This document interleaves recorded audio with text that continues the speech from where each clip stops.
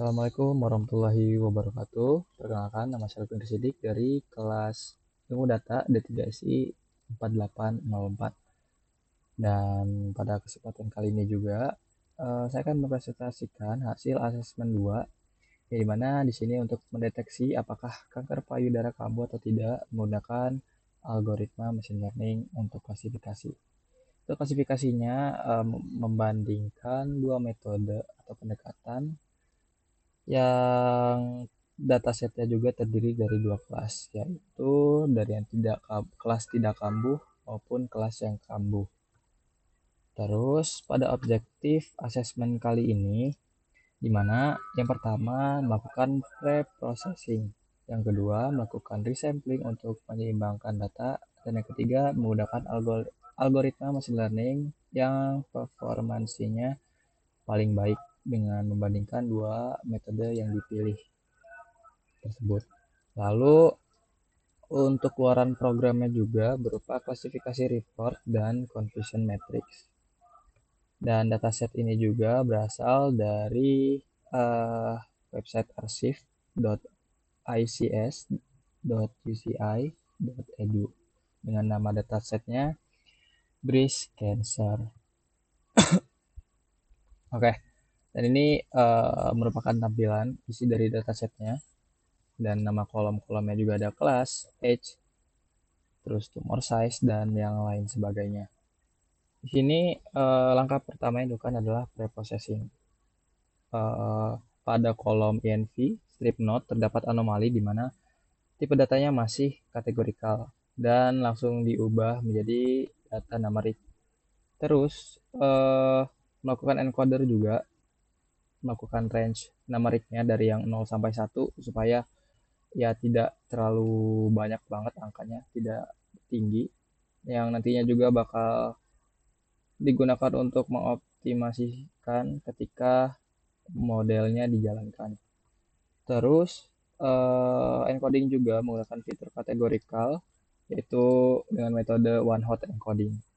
Terus setelah dari encoding melakukan split data. Ya, split datanya 80% data uji dan 20% data tesnya. Terus setelah dari melakukan pre-processingnya, sini menggunakan selanjutnya yaitu melakukan resampling data. Resampling data menggunakan metode SMOD dan gunanya agar tidak terjadi bias buta yang hanya melihat data mayoritas saja. Dan ini juga udah melakukan komposisi terkait resampling datanya yaitu 160. Terus langkah selanjutnya adalah membandingkan algoritma yang dipilih. Di sini saya memilih algoritma decision tree dan SVM. Untuk decision tree-nya yang tanpa HPO dan SVM-nya, di sini langsung saya report aja klasifikasinya.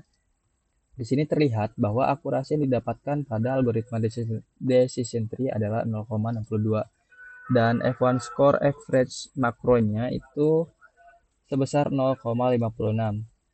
Dan untuk yang SVM ya, di sini mendapatkan akurasi 0,71 dengan F1 score makronya rata-ratanya adalah 0,64. Kayak di sini bisa dilihat bahwa algoritma dari SVM lebih optimal ya dari segi akurasi dan F1 score makronya. Lalu tidak lupa juga saya di sini menggunakan HPO untuk memaksimalkan hasil dari modelingnya tadi. Ini HPO digunakan ya untuk mencari parameter terbaik juga dari pendekatan decision tree dan juga SVM ya. Lalu terdapat hasil uji yang unik karena ketika HPO dijalankan di sini untuk kedua algoritma memiliki penurunan di mana untuk algoritma decision tree akurasinya menurun dari yang 0,0,62 menjadi 0,59 dan F1 score juga menurun. F1 score makronya rata-ratanya dari yang 0,56 menjadi 0,53. Begitupun pada algoritma SVM ya. Ketika sudah dilakukan hyperparameter optimasi itu akurasinya menurun dari yang 0,71 menjadi 0,69. Diikuti dengan advance score juga menurun, advance score makronya dari yang 0,64 menjadi 0,63. Nah, di sini kita menarik tiga kesimpulan, di mana kesimpulan pertama terkait efektivitas pre-processing dan desamplingnya. Pada tahapan pre-processing berupa pembersihan data anomali dan one-hot encoding berhasil mengubah fitur kategorikal menjadi representasi numerik. Penerapan metode SMOT juga telah berhasil menyeimbangkan proporsi kelas targetnya dan tidak mengalami bias buta terhadap kelas mayoritas. Terus kesimpulan yang kedua adalah terkait analisis perbandingan performa dan efek HPO. Berdasarkan hasil eksekusinya juga tadi, metode 1 menggunakan baseline ya tanpa HPO dan metode 2 menggunakan HPO, ditemukan fenomena di mana penerapan HPO menggunakan grid search justru menurunkan performa pada model data uji. Yang pertama itu decision tree, dan akurasinya juga menurun dari yang 0,62 menjadi 0,59 ketika menerapkan HPO. Juga pada SVM, nilai akurasi juga menurun dari 0,71 menjadi 0,69 ketika menerapkan HPO juga. Hal ini mengindikasikan terjadinya overfitting pada proses cross-validation pada HPO.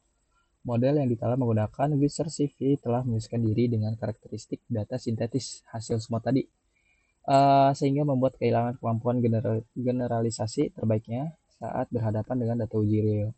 Selain itu, ukuran dataset yang kecil membuat parameter default dari skitlearn sudah bekerja lebih optimal secara alami. Tadi jumlah baris pada datasetnya itu sekitar 200 sekian, 200 ke atas, dan kurang dari 300 untuk jumlah datasetnya. Terus kesimpulan yang ketiga, rekomendasi model terbaik. Tadi melalui perbandingan performa secara menyeluruh, model terbaik adalah SVM tanpa HPO. Dipilih sebagai model dengan performansi paling baik untuk dataset ini. Metodenya juga menghasilkan akurasi tertinggi sebesar 71% dan nilai macro average F1 score-nya sebesar 0,64. Dan hal inilah menjadi pilihan yang paling stabil dan seimbang dalam memprediksi risiko kekambuhan kanker payudara dibandingkan pendekatan lainnya. Mungkin itu saja presentasi asesmen 2 terkait uh, prediksi apakah kanker payudara kambuh atau tidak menggunakan pendekatan algoritma machine learning. Yang saya pilih yaitu decision tree dan SVM. Kurang lebihnya saya mohon maaf. Cukup sekian. Terima kasih. Wassalamualaikum warahmatullahi wabarakatuh.